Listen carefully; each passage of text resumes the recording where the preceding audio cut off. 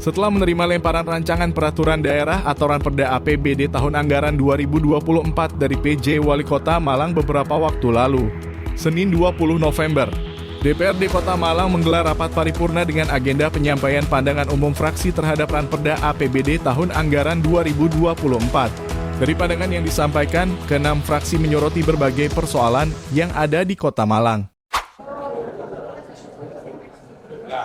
Rapat paripurna DPRD Kota Malang dengan agenda penyampaian pandangan umum fraksi terhadap Ranperda APBD tahun anggaran 2024 berlangsung di ruang rapat paripurna DPRD Kota Malang. Rapat yang dipimpin oleh Ketua DPRD Kota Malang Imade Riandiana Kartika, diikuti oleh seluruh pimpinan dan anggota DPRD Kota Malang, PJ Wali Kota Malang Wahyu Hidayat, Sekretaris Daerah Kota Malang, Kepala OPD dan Direktur Perusahaan Umum Daerah Kota Malang. Dalam paripurna kali ini, pimpinan rapat kemudian memberikan waktu kepada keenam fraksi untuk menyampaikan pandangan umumnya terhadap Ranperda APBD tahun anggaran 2024. Dari pandangan umum fraksi PDI Perjuangan menyampaikan 31 pertanyaan.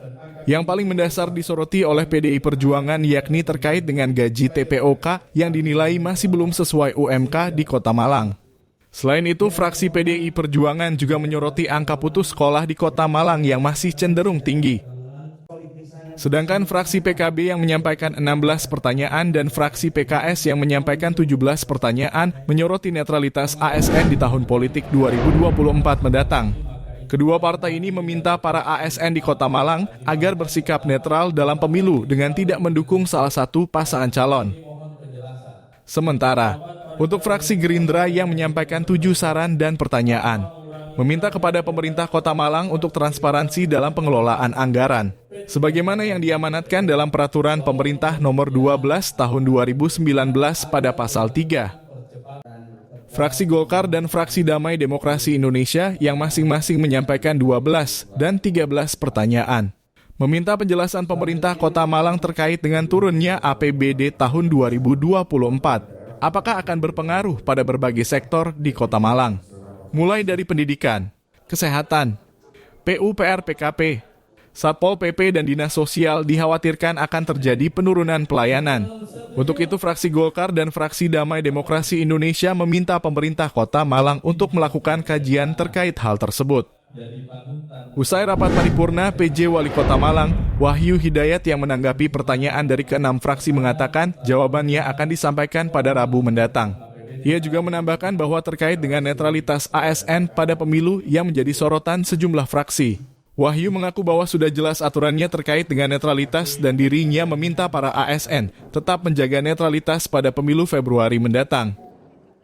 Kajian nanti kita akan sampaikan di bawah pertimbangan dari kami, kira-kira alasan apa, kemudian tadi kita pertanyakan nanti sebagai strategi di tahun 2024 untuk bisa menutupi terkait dengan beberapa anggaran prioritas, apakah ada inovasi atau sekedar yang lain, nanti kita akan sampaikan pada saat jabatan tapi jelas kita sudah ada kajian. Jadi hasil kajian itu apa sih penyebab terkait dengan implementasinya dari undang-undang kemudian soal permintaan ASN netral Pak? Udah jelas ya, di depan udah jelas ya. Itu saya itu kemudian di IG juga sudah jelas untuk terkait dengan netralitas, termasuk sanksinya, termasuk larang-larangannya sudah. Kemudian juga sudah saya minta share di semua media sosial, termasuk juga di IG, termasuk juga di status semua ASN yang ada itu. Saya perintahkan semua kepala OPD untuk langsung dan berada kemudian sudah ada partai integritas untuk netral, sudah ada semua, itu kita ingatkan. Sementara Ketua DPRD Kota Malang, Imade Riandiana Kartika mengatakan berdasarkan peraturan PDRB kita yang belum bisa diterapkan. Sehingga Malang muncul surat dari Kementerian Keuangan bahwa PAD Kota Malang dan belanja daerah akan berkurang 400 miliar rupiah. Hal ini yang menjadi pertanyaan dari para fraksi. Made juga meminta agar turunnya PAD Kota Malang sebesar 400 miliar ini perlu dilakukan kajian mendalam. Ketua DPRD juga khawatir apabila PAD 400 miliar muncul pada PAK akan tidak terserap dengan maksimal sehingga terjadi silpa. Jadi begini ya, itu kan sebenarnya berdasarkan peraturan PDRB kita yang belum bisa diterapkan ya dari Perda, sehingga muncullah surat untuk dari Kemenq bahwa PAT kita, belanja kita itu akan berkurang 400 miliar. Nah, ini teman-teman mempertanyakan, itu seandainya nanti pertengahan tahun aturannya muncul, atau di awal tahun, Februari, Maret itu muncul, bagaimana cara padahal PAK kita masih di bulan Agustus, September. Sehingga dibutuhkan sebenarnya terobosan di sini bagaimana, karena janjinya Kemenq itu di awal tahun baru bisa dilaksanakan. Di sekarang tidak bisa, sehingga kita harapkan sih sebenarnya, tapi Pemkot Kota Malang tidak berani menganggarkan itu karena landasan hukumnya tidak ada untuk BAT-nya. Sehingga teman-teman minta terutama dari Komisi B dan Badan Anggaran nanti agar semua ini betul-betul dikaji yang mendalam. Karena kaitannya 400 miliar, seandainya itu dianggarkan dan direncanakan untuk belanja yang dibutuhkan oleh masyarakat, ya itu sangat besar nilainya, terutama di awal-awal tahun anggaran. Jadi lebih kepada kita ingin jangan sampai nanti justru di PAK baru muncul pendapatan ini.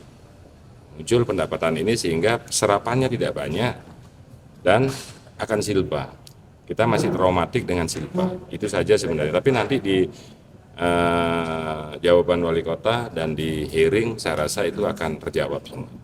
Ya. Jadi sebelumnya nama peraturannya apa sih Pak yang untuk yang mau diberlakukan itu? Ada nomenklatur terkait dengan pajak yang boleh ditarik, boleh tidak. Sekarang ini untuk kos-kosan sudah tidak boleh Bapenda menarik. Pajak kos-kosan sudah tidak boleh di tahun depan. Tahun ini masih boleh sampai Desember ini. Nanti pajak kos-kosan sudah dihapus. Nah, otomatis ini kan pajak kos-kosan yang selama ini sudah dihitung oleh Bapenda. Berapa angkanya? Saya lupa angka pastinya, itu kan menurunkan potensi. Begitupun untuk pajak-pajak, baik BPHTB maupun pajak-pajak tontonan dan pajak ini, itu bagian dari Undang-Undang Omnibus Law yang agar investor bisa masuk untuk berinvestasi, tidak dibebani oleh pajak. Nah, aturan-aturan inilah nanti, monggo ayo sama-sama kita cari nanti mana yang boleh, mana yang tidak ditarik oleh daerah, supaya tidak ada raja kecil di masing-masing wilayah. Sehingga semangatnya adalah bagaimana investor bisa bagus di Kota Malang untuk menanamkan investasinya, tentu saja dengan investor banyak, otomatis penyerapan tenaga kerjanya juga banyak, perekonomiannya juga banyak. Lebih banyak kepada bagaimana itu berimpact langsung kepada masyarakat. Sementara DPRD Kota Malang akan kembali menjadwalkan paripurna dengan agenda jawaban PJ Wali Kota Malang yang akan dilaksanakan pada Rabu 22 November mendatang. Tim Liputan DPRD Kota Malang melaporkan.